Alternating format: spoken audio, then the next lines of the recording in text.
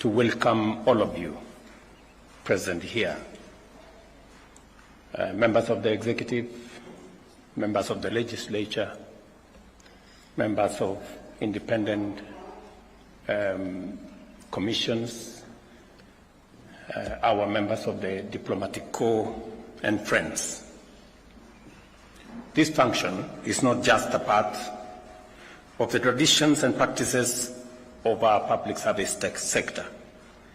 It has its foundations in the Constitution, which, besides national values and principles of governance, has entire chapters devoted to the public service as well as leadership and integrity. These provisions, alongside other laws enacted under them, when seeking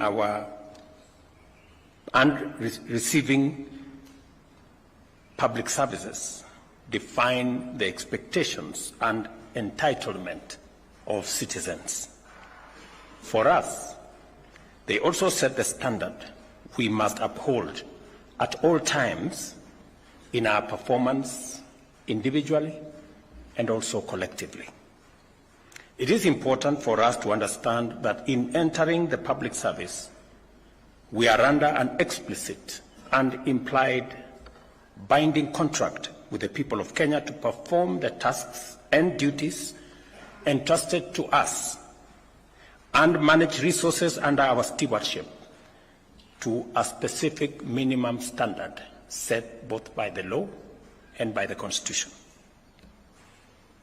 It is therefore always a good strategy to establish the document and clear terms and conditions to which we and the citizens of Kenya can make reference in evaluating whether we are doing our jobs as is required of us and providing meaningful value to the people of Kenya.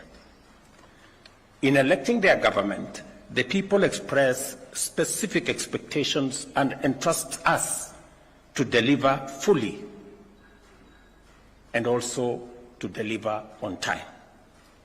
I am committed to honoring that trust fully, and to do so, I rely on you to equally do your part as set out in your terms of appointment and as demanded by the Constitution, the law of Kenya, and the electorate.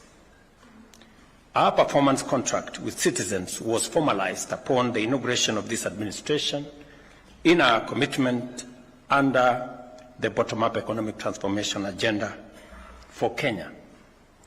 This plan embodies our commitment to addressing critical priorities, including reducing the cost of living, managing inflation, taking all steps to create jobs, eradicate hunger, enhancing food production and productivity in general, and expanding the tax base and improving our foreign exchange balances.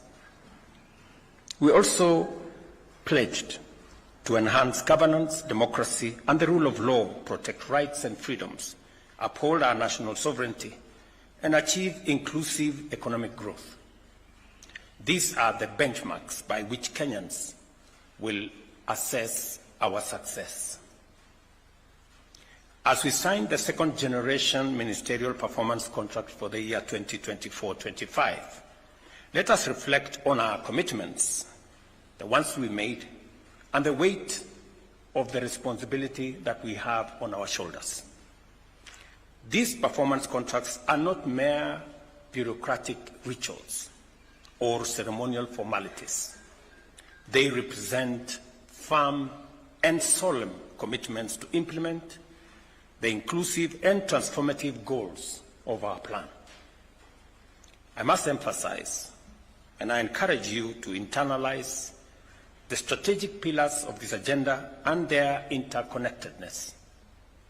These pillars demand greater efficiency in current programs and projects and a bold redefinition of our service delivery paradigm. Agriculture, for example, is critical to ensuring food security, empowering farmers, creating an ecosystem of micro, small, and medium enterprise, drive job creation, and also build on our economic growth. Affordable housing, on the other hand, enhances dignity and stimulates not just the construction sector, but the whole manufacturing ecosystem in our country. Universal health coverage fosters a healthy, productive population, making sure that no citizen is left behind. While the digital superhighway and creative economy positions Kenya as a global innovative and innovation hub, enhancing our efficiency and also building on our competitiveness.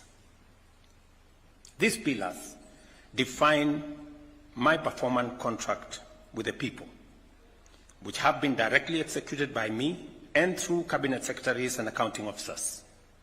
We are therefore united under a solemn bond to fulfill these commitments for the benefit of our nation and to make this country a better place for all of us. Performance contracting arises from our recognition of the need for a structured mechanism to transform Kenya into an industrialized middle-income economy with a high quality of life for all our citizens by the year 2030, as envisioned in our Vision 2030. It subjects each of our actions to objective benchmarks to evaluate progress and ensures that the needs and aspirations of the people remain at the center of every effort that we make. Over the years, performance contracting has proven to be a robust accountability framework, ensuring the effective use of public resources to meet constitutional mandates and also to meet citizen expectations. This year's contracts integrate the priorities of the fourth-term medium-term plan under Vision 2030 and the strategic pillars of the bottom-up economic transformation agenda. These plans aim to maximize the impact of scarce resources on Kenyans, particularly those at the bottom of the economic pyramid. A society, ladies and gentlemen, is best judged by how it treats its most vulnerable members, and interventions targeting those at the bottom of the ladder will eventually uplift everyone. By aligning their functions with these commitments, every ministry, department, and agency contributes to a rising tide of inclusive prosperity. The contracts we signed today are action plans for urgent, precise, and efficient execution. I expect each cabinet secretary to take personal responsibility for achieving the targets outlined in their ministry's contracts. There is no room, ladies and gentlemen, for excuse or delay or failure. Accountability must cascade through all levels of ministries, departments, and agencies to individual officers. At the end of the financial year, each cabinet secretary will receive a performance report card reflecting their ministry's achievements. These scorecards will ensure that performance contracting is not seen as a meaningless ritual. This scorecard will carry recognition, rewards, and sanctions which will be applied without fail. Excellence, integrity, efficiency, and consistency will be rewarded, while failure, negligence, waste, and misconduct will promptly invite corrective action. It is important that performance contracting is deployed in ways that raise the levels of engagement and motivation and promote greater conformity with the values and principles of public service.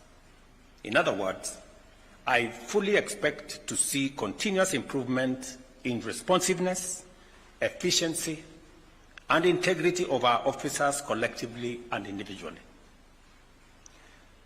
To ensure seamless implementation, the National Treasury will disburse available budgetary allocations on time.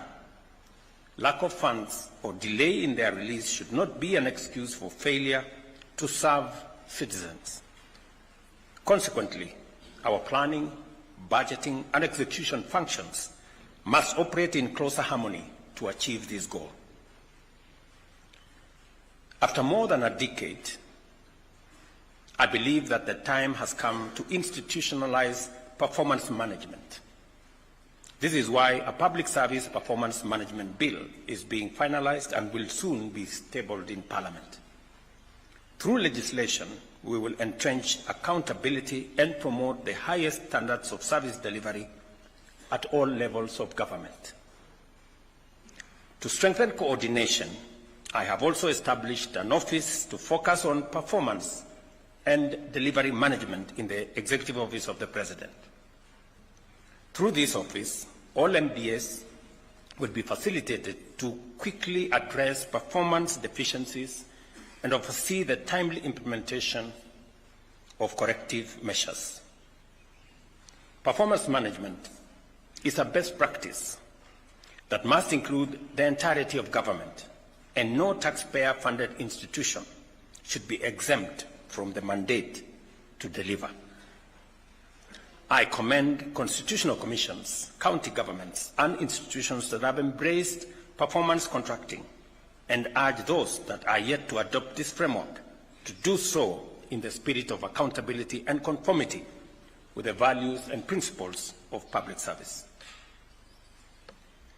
Because overall accountability rests with me, I take this responsibility and opportunity to assure you of my full support in fostering a performance-driven culture within the public service in furtherance of faster delivery of our national transformation agenda. Each one of us is required to deliver on our commitments, and the best way to do so is by working together, united by the urgency of the need to transform Kenya and ensure that every citizen experience the full promise of this country's abundant opportunities and possibilities. I look forward to working with each and every one of you, and I am happy that on this occasion we have chairmen of parastatals, we have a chief executive of government agencies present here, so that we can approach this with a whole of government drive and momentum. I want to assure you that although we are in a difficult place globally, economically, but I am very confident that we have the team, we have the people, and we have the plan and the goodwill to transform our nation. I have no doubt in my mind, and there is no room for failure. We must succeed. We must build on the synergies that exist within government departments, work together towards creating the momentum that is going to make each and everyone succeed. I want us to understand that the failure of one sector of government, one department, one agency, one ministry affects the overall performance of government. And therefore, it is our collective responsibility to make sure that using the whole of government approach, that we ensure that we build the necessary momentum, and also synergy so that we can succeed together. The executive will not succeed if the legislature does not succeed. And the judiciary will not succeed if the executive or the legislature does not succeed. The success of Kenya is going to be the success of every arm of government and every department of government and every agency of government. And that is how we are going to succeed. I want to assure us, as the people of Kenya, that we are in a very pivotal moment. We have taken on a transformative pathway. We have taken on very difficult assignments. For a very long time, close to 15, 20 years, we haven't thought with clarity about our education and the funding of our education. We have decided this time round to bite a bullet and sort out the funding in our education sector and provide clarity on the education of our children. For a very long time, we have imported food in Kenya when we have the wherewithal, the capacity to produce enough food in our country. We've taken on that responsibility, and we are making strides. This year, by God's grace, in a very long time, we will not import some of the food products, including maize. I am equally very proud that we are making significant progress in the production of sugar in Kenya. Something that has been so difficult. We've had to look for COMESA safeguard waivers since I was Minister for Agriculture almost 10 years ago. But this year, by God's grace, and with our farmers working hard and the support we've given them, we have seen a drastic reduction in importation of sugar. We have taken on another very difficult assignment to make sure that we give decent dwellings to the people of Kenya, especially the vulnerable, especially the disadvantaged, those who live in slums without toilets, without electricity, with no sanitation. We've taken on that assignment because we have decided a different pathway for Kenya. Rather than lament about our situation, we have taken on the responsibility to do something about it, however difficult it may be. We have taken on the responsibility of universal health coverage. I know 2 successive presidents have attempted and they didn't quite succeed. 2 successive governments have attempted, they didn't quite succeed. We have decided that we are taking on this challenge because there are too many Kenyans that die out of illnesses that we can treat. There are too many Kenyans who end up in squalor and poverty because of hospital bills. We have decided that this time round, we must get it right and make it possible for every citizen, irrespective of their financial status, that they can get the highest level of treatment in Kenya. Difficult, yes, but rather than lament about a not so working NHIF, an NHIF that has bills dating 10 years, 15 years. We've decided to correct that situation. And I promise you, we will confound the naysayers. We will succeed. This country will not fail. This great nation that God has given us will succeed. The enemies of Kenya will be put to shame because we are going to succeed and we are going to take this country forward. I am persuaded and I am very clear and I am focused on making sure that together with all of us, working as leaders in the Republic of Kenya. And all of us understand the more authority you have, the greater the responsibility that rests on your shoulders. And the greater the responsibility you have on your shoulders, the higher the accountability that you are judged by. So all of us must work together towards making Kenya succeed. This country of ours,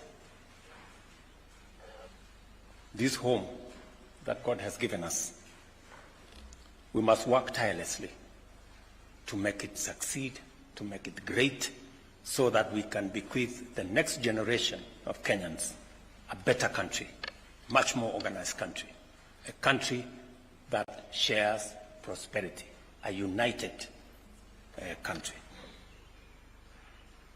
So, ladies and gentlemen, I am asking of all of you, the people who've served in different capacities, the people who have the privilege and honor to occupy whatever office in the service of the people of Kenya, that we join hands, we work together, and we focus on making this nation great. I want to thank you very much for coming for this function. I look forward to working with the ministers and the PSS and those who run different government agencies in making sure that we deliver on the commitments, on the mandate, and on the assignments that have been signed off here today, so that our nation can succeed and we can meet the expectations of the people of Kenya.